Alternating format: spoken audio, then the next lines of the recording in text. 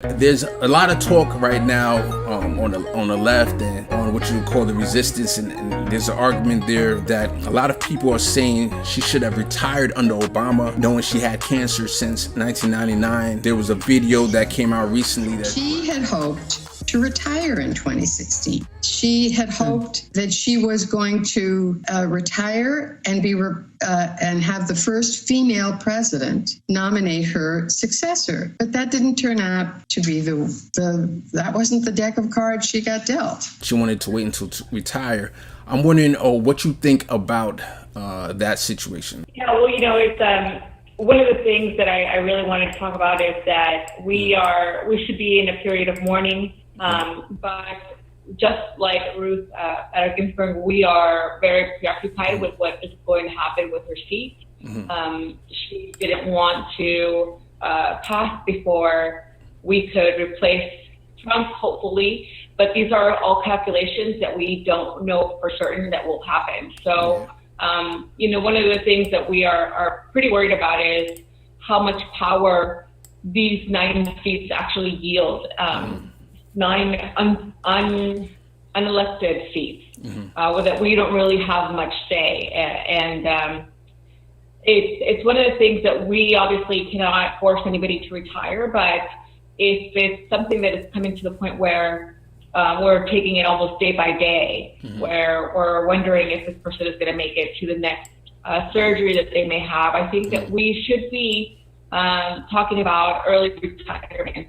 And these alliances that I keep hearing about, that she wanted to stay on board until Hillary Clinton came on so that she could retire under her and give her her first opportunity to nominate somebody. Those are the alliances and allegiances that we kind of need to get rid of, because at the end of the day, the people who are really going to suffer the burden of an election of a new lifelong appointment for not election, but a lifelong appointment of another Supreme Court justice is going to be us who are going to suffer that burden. Because a lot of the policies and a lot of the laws that are going to be implemented or judged upon by that Supreme Court may not affect Congress or the Senate. They're going to affect everyday people. I totally agree with you. And I wonder if there should be like a congressional retirement age. Like, I'm thinking the same age you're eligible for Social Security. So, for example, 65. Maybe for justices, maybe for congressional House seats, presidents, maybe there should be an age limit that you can finish out your term. Once you turn 65, whenever that is within your term, you would finish out that term and then retire. What do you think about that idea? Well, unfortunately for the Supreme Court seats, 65 is about the time they start getting those appointments, which is the craziest part. Yeah. So, I'm not an ageist, but I do think that if it's something that is medically debilitating to the way that you will be operating and doing your work, then maybe encouragement into early retirement might be something that we should be looking into.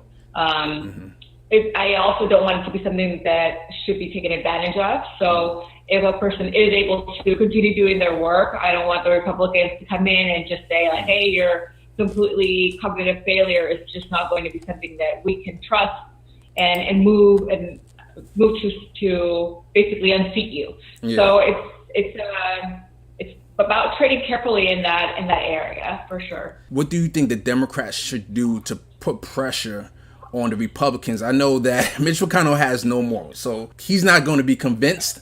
But you have some other senators and people here. What do you think about that side of the conversation? Well, yesterday, Senator Markey came out and talked about abolishing the filibuster and packing the courthouse. Those are things that we can also play. We can also play on the defensive. Like, we don't need to always kind of wait to negotiate with these guys. They, like you said, they really don't have any moral standing. The other thing is that a lot of the news media and a lot of politicians and celebrities yesterday, they were trying to point out all these hypocrisies from Republicans when this happened under Obama. But of course, that's not going to be something that's going to deter them from doing it again now. It's not going to stop them from being hypocrites now. It's the only thing that we can actually control is the way that we react to it. And I think that abolishing the filibuster and getting really hard on the Republicans and blocking them from anything, you know, any senator has the power to stop the Senate at any time. So that's something that we're going to have to start looking into. And we're going to have to start looking into those courageous senators, which might be a handful of them, who are going to be able to and willing to do this against even the Democratic Party's wishes. This is something, again, that happened. We're seeing it happening right now. Trump is, his legacy will be to pack the courts, the federal courts.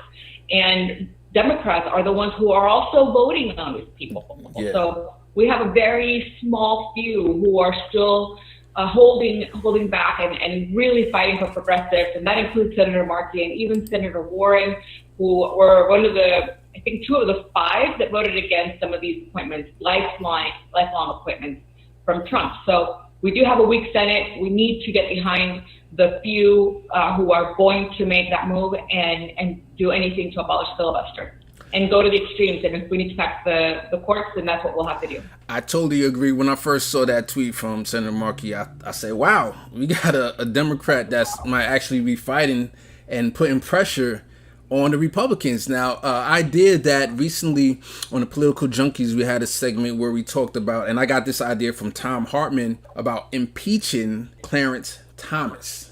And the reason for that is there's so much corruption going on. His wife took money from Republican think tanks, while there was just a huge conflict of interest there. I was wondering if the Democrats, even if they don't fully impeach him, that could be a threat that can be used to put pressure on the Republicans. So I'm throwing that into the atmosphere, and we'll see if that ever gets picked up. But I totally agree with you about being strong and trying to go to the extreme. Even if that takes packing the court, we need to make sure that we have a balanced system.